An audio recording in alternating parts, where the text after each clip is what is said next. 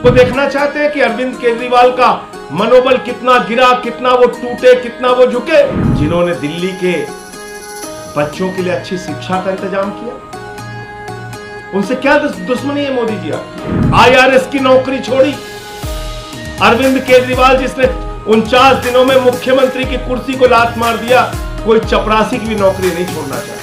अरविंद केजरीवाल के बूढ़े माँ बाप जो खुद बीमारी की हालत में है, यह हालत अपने बेटे की देखकर वो दुखी होते हैं। अगर केजरीवाल से कंपटीशन करना है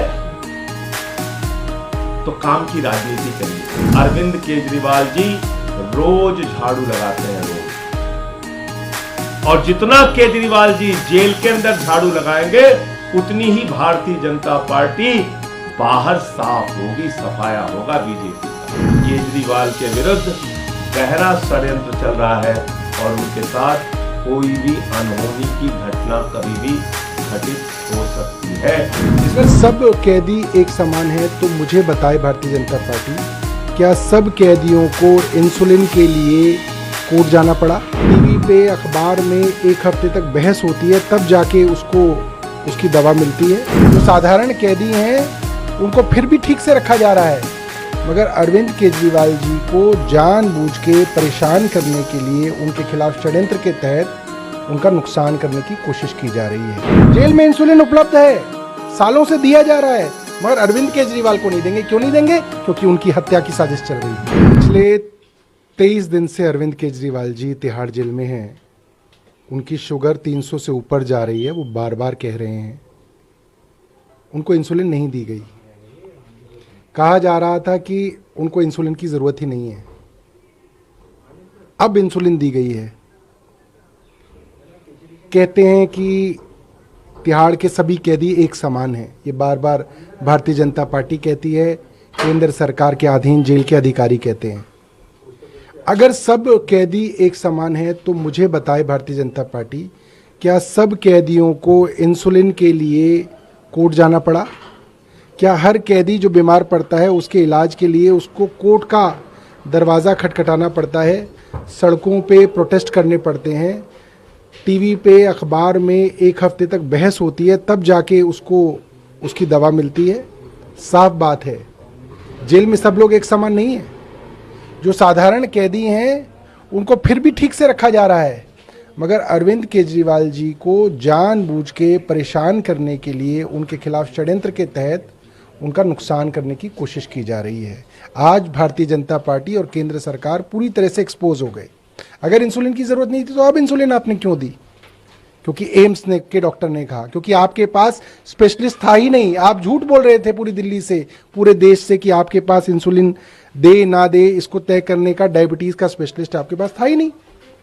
कोर्ट के आदेश के बाद जब एम्स से स्पेशलिस्ट ने उन्हें देखा तो आपने उनको इंसुलिन दी। कल तक आप एक और झूठ बोल रहे थे कि नहीं जी, एम्स ने भी नहीं कहा कि इंसुलिन दी जाए। अगर किसी ने भी नहीं कहा तो अब आप इंसुलिन क्यों दे रहे हैं? आज बहुत बड़ा झूठ भारतीय जनता पार्टी का पकड़ा गया है। इसको देखना चाहते हैं कि अरविंद केजरीवाल का मनोबल कितना गिरा, कितना वो टूटे, कितना वो झुके। आप क्या देखना चाहते हैं प्रधानमंत्री जी? और आपने अपने एक LG को भी लगा दिया, उसका ऑफिस भी इसी काम में लगा हुआ।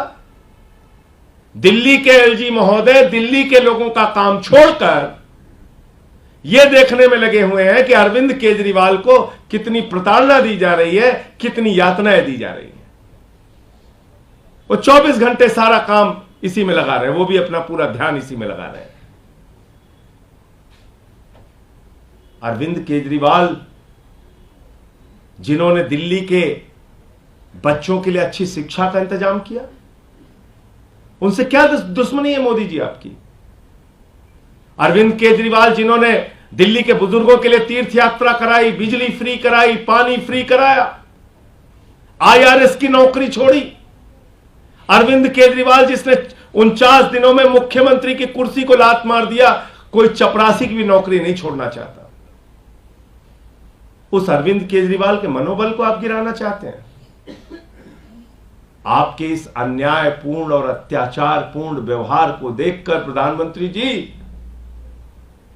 अरविंद केजरीवाल के बूढ़े मां बाप जो खुद बीमारी की हालत में है, यह हालत अपने बेटे की देखकर वो दुखी होते हैं। उनकी पत्नी सुनीता केजरीवाल जी उनके स्वास्थ्य को लेकर चिंतित रहती हैं। दिल्ली के लोग पिछले 23 दिनों से चिंतित हैं। देश के लोग जो उनसे बेहद प्यार करते हैं वो चिंतित हैं इस बात को लेकर कि आखिर अरविंद केजरीवाल को दवा क्यों नहीं दी जा रही है, इंसुलिन क्यों नहीं दी जा रही है। एक आदमी जो लोगों के लिए दवा का, शिक्षा का, पढ़ाई का, अस्पताल का इंतजाम कर रहा था, आज खुद उसको दवा नहीं दी जा रही है। इस तरह का अत्याचार। और इसलिए प्रधानमंत्री जी, मैं आपसे कहना चाहता हूं, अगर केजरीवाल से कंपटीशन करना है तो काम की राजनीति करिए, बनाइए खूब स्कूल, ढेर सारे अस्पताल बनाइए, सड़कें बनाइए, महंगाई कम कीजिए, देश में महिलाओं की सुरक्षा के लिए काम कीजिए। आपको चिंता करनी चाहिए युवाओं के रोजगार की, आपको चिंता करनी चाहिए किसानों के आत्महत्या की, आपको चिंता करनी चाहिए महिलाओं की सुरक्षा की, आपको चिंता करनी चाहिए कि देश आगे कैसे बढ़ेगा। आपकी चिंता है कि केजरीवाल का मनोबल कैसे गिरेगा, केजरीवाल प्रताड़ित कैसे होगा। 24 घंटे आप सीसीटीवी से उस व्यक्ति की निगरानी कर रहे हैं, एक 3 बार के निर्वाचित मुख्यमंत्री की। ये व्यवहार, ये अन्यायपूर्ण कार्रवाई, ये हिटलरशाही, ये तानाशाही का आचरण, बड़े बड़े तानाशाह दुनिया से चले गए। आपकी भी सत्ता को जाना होगा।